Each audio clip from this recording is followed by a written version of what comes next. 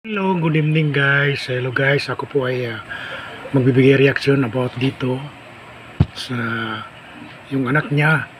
Sinabitan niya ng maraming pera. Sa aking pananaw lang.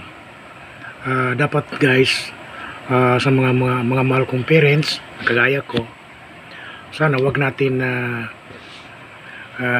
gawin to sa school o sa graduation, kasi yung mga anak na mga masisipag, baka yan ang dahilan na magtampo sa kanilang mga magulang na bakit tingnan mo yung classmate ko may sinabitan na maraming pera. Siyempre may mga magulang na isang kaig isang tuka, minsan hindi makakain para lang sa kanilang anak, nagsisikap isang kaig isang tuka para lang makapag-aral yung mga anak nila, tapos yung anak nila nagsisipag may honors, tapos pag makita nila yan, ano ang nasa utak nila? Siyempre inggit. Kaya sa mga may pera, kung magbigay kayo ng pera sa mga anak nyo, magsabit kayo ng garland na ganyan doon sa bahay ninyo, pwede naman yan doon sa bahay nyo, mag-celebrate kayo mga kamag-anak, marami kayo, lahat ng kamag-anak imbitahin nyo, tapos doon nyo isabit yung pera na ibigay nyo sa anak ninyo para naman at least ano ba to, walang makita na marami. Kasi pag doon sa school, siyempre yung mga bata yun ang pag-umpisa ng pagre-rebelde nila, siyempre magtatampo sila. Kawawa yung mga magulang na walang may bigay sa mga anak nila dahil isang kaig isang tuka, minsan nga hindi nga kumakain para lang makapag-aral yung anak nila. Malaking epekto yun guys. Real talk lang tayo, magbibigay lang ako ng reaction dito. Kasi kami guys, nung nag-aaral kami grade 1, wala kaming ganyan.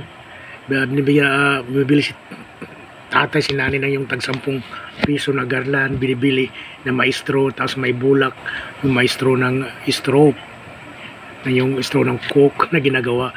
Yun lang ang sinasabit sa amin. Masaya na kami. Minsan,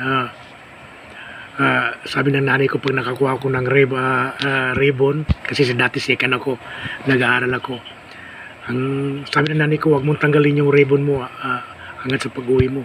Kasi proud yung nanay ko sa akin. Wala kaming pera noon, isang tuka lang kami, pero proud pa rin ako dahil nakapag-aral ako, dahil sa pagsisikap ng aking mga magulang. Kaya lang hindi ako nakapagtapos dahil maaga na wala si nanay. So guys, sana magiging silbing aral to sa mga may kaya sa buhay.